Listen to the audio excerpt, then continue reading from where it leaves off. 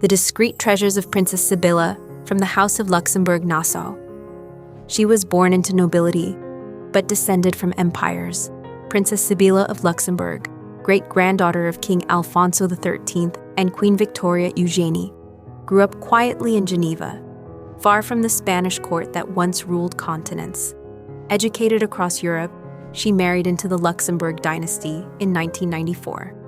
But royalty was already in her blood. Yet behind her serene public life lies a trail of glittering whispers, emerald crosses carved for empresses, necklaces that vanished with exile, and rubies that may have once graced a queen. Some jewels she inherited, others reappeared with her, so discreet that nobody ever saw. The entire Europe is curious to know how much of Princess Sibylla's treasures are discreet and hidden beneath the sparkle. Let's discover.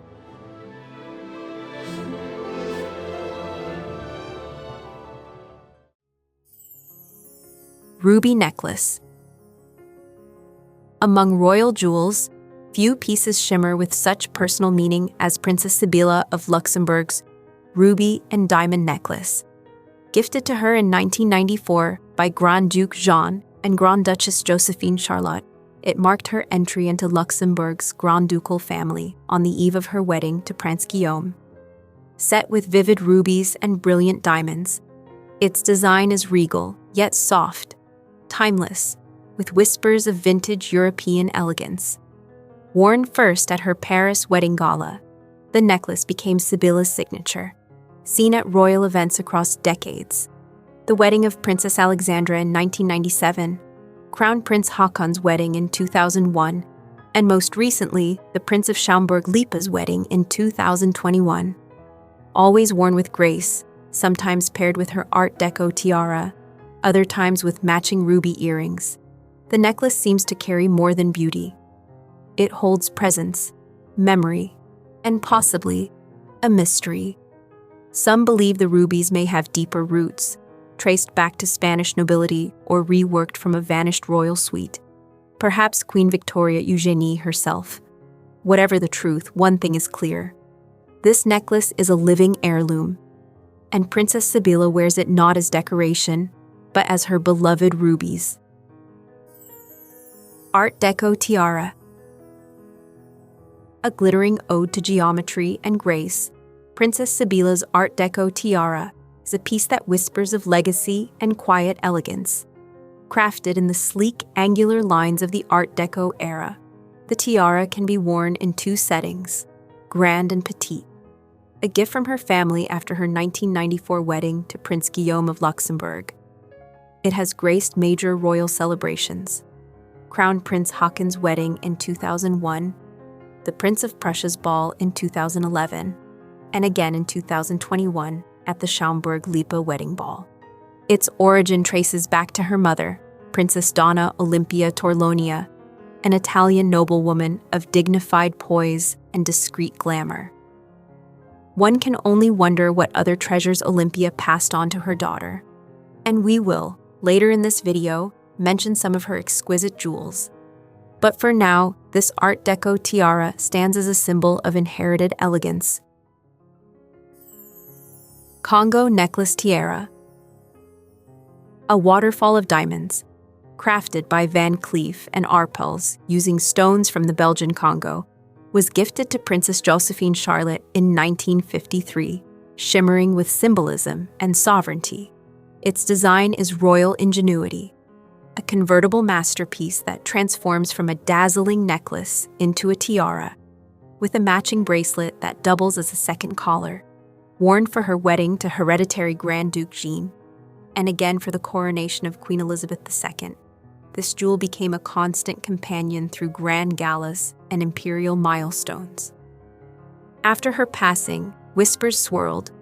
Would her children sell it? Thankfully, it was spared, and now it rests in the vaults. Or does it? With Princess Sibylla quietly reintroducing it in recent years, could a full comeback be on the horizon? Aquamarine Parure. In the glittering courts of early 1900s Spain, Queen Victoria Eugenie received a breathtaking tiara from King Alfonso XIII.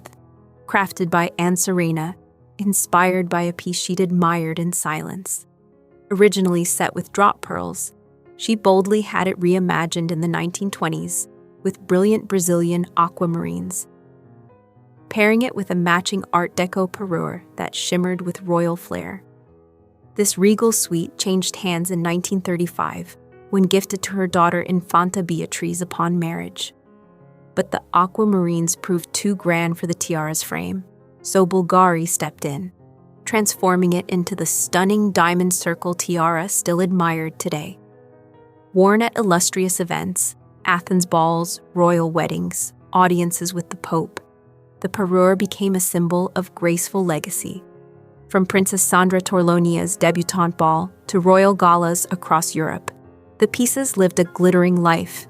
Today they're worn by Princess Sibylla of Luxembourg, whose quiet elegance echoes her lineage. But here's the question no one dares ask. Will she be the last to wear them? Or just the beginning of a new chapter yet to unfold? Belgian Scroll Tiara. Gifted in 1953 to Princess Josephine Charlotte of Belgium on her royal wedding, the Belgian Scroll Tiara was no ordinary present. It was a nation's gesture, commissioned by Société Générale and crafted by Henry Koosmans in platinum and 854 diamonds. Its crown jewel? An 8.1-carat stone that doubles as a ring, elegance meets function. From Queen Elizabeth II's coronation to the dazzling balls of Europe's grandest courts, this tiara witnessed history, gracefully resting on the brow of a princess who would become Grand Duchess of Luxembourg. Today it rests with Princess Sibylla, her poised appearances quietly reviving a jewel once nearly lost to auction. But one question lingers. Why was this tiara spared when others weren't? Now let's talk about the few stunning jewels of Princess Olimpia Torlonia, the mother of Princess Sibylla of Luxembourg. Diamond Rivière. Princess Olimpia Torlonia, born into Italian nobility and descended from Spanish royalty, carried with her a grace shaped by centuries of regal tradition. Among her most captivating jewels was a glittering Diamond Rivière, composed of nearly 30 luminous stones, set in a refined modern gold structure. Though often seen adorning her neck at state banquets, one appearance stands out: the night before her daughter Sibylla's wedding to Prince Guillaume of Luxembourg in 1994. But the origins of this necklace whisper something deeper, perhaps royal.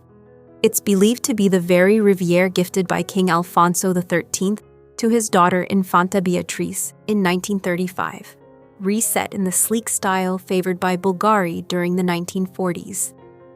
Now worn by Princess Sibylla, the necklace continues its quiet legacy. But one mystery remains. Why have no photos of Infanta Beatriz wearing it ever surfaced? Empress Eugenie Andean Emerald Cross. Once carved from a single Andean emerald, untouched by joint or flaw, this cross first belonged to Queen Isabel II of Spain before passing through royal hands and whispered exile to Empress Eugenie of France.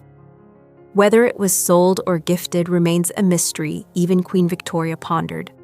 What is known is this: the Empress wore it with imperial grace, pairing it with her famed emerald diadem in portraits that shimmer with quiet defiance.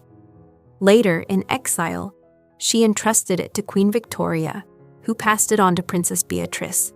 From there, it journeyed back to Spain, draped on Queen Victoria Eugenie's Cartier-Sautois, emeralds gleaming like echoes of a lost empire. It was sold, recreated, and worn by Bolivian heiresses and Monegasque cousins. Then, almost poetically, it reappeared with Princess Olimpia Torlonia, Eugenie's great-granddaughter. But now, the trail fades. Where is the cross today? That's it for now. We hope you enjoyed the video, and don't forget to smash the like and subscribe buttons for more exciting royal jewelry content.